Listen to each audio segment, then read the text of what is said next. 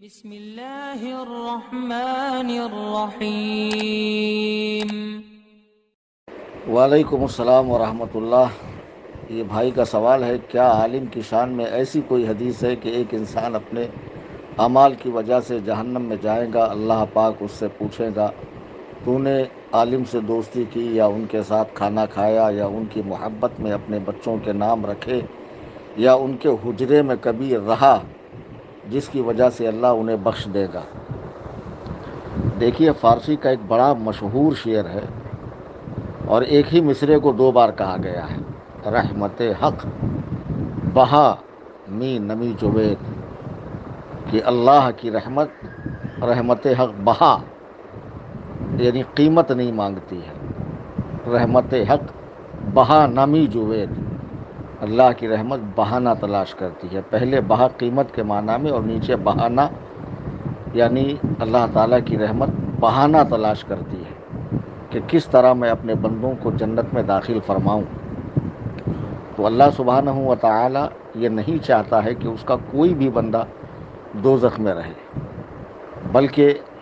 اس کی چاہت تو یہ ہے کہ جہنم یوں ہی سونی پڑی رہے اور جنت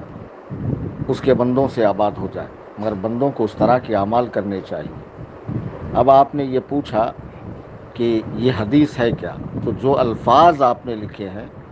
ان الفاظ کے ساتھ کوئی حدیث موجود نہیں ہے۔ البتہ مختلف احادیث میں اس طرح کے الفاظ ہیں، لیکن یہ جو آخری میں بات لکھی ہے حجرے میں رہا کیا، یہ مختلف احادیث کے اندر بھی الفاظ نہیں ہیں۔ البتہ عالم سے محبت کرنی چاہیے، اس سے عقیدت رکھنی چاہیے، اس کی خدمت کرنی چاہیے، اس کی مالی مدد کرنی چاہیے،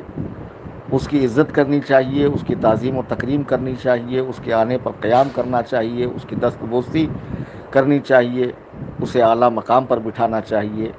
یہ سب کچھ حدیث کا خلاصہ ہے، اور یقیناً اللہ تعالیٰ یہ احادیث کے مختلف حصوں میں ہے کہ کسی عالم کے نام پر نام ہونے کی بنیاد پر بھی بخشے گا، کسی عالم کو کبھی وضو کرایا تھا تو اس بنیاد پر بھی بخشے گا، ٹھیک ہے، کسی عالم کی صحبت اختیار کی تھی تو اس پر بھی بخشے گا۔ علماء کی بڑی فضیلت ہے، لیکن یہ ساری فضیلتیں، یہ ساری تعظیم و تکریم ان علماء کے لیے ہے جو داعی حق ہے، حق کی دعوت دیتے ہیں، قرآن و سنت کی تابع داری کرتے ہیں، لوگوں کو ہر طرح کی بدعات، خرافات اور کفریہ شرکیہ عقائد سے بچاتے ہیں، خود بھی دین حق پر قائم ہیں اور لوگوں کو اسی کی دعوت کر دیتے ہیں، اور کسی کی ملامت کی اور کسی کی طعنہ کی پرواہ کیے بغیر جو حق ہے وہ بیان فرماتے ہیں۔ یہ ساری فضیلتیں ان علماء حق کی ہے، تو یقیناً علماء کی صحبت اختیار کریں، ان سے محبت کریں، ان کی خدمت کریں، اور اللہ سبحانہ و تعالی کے انعام و اکرام سے مالا مال ہوں۔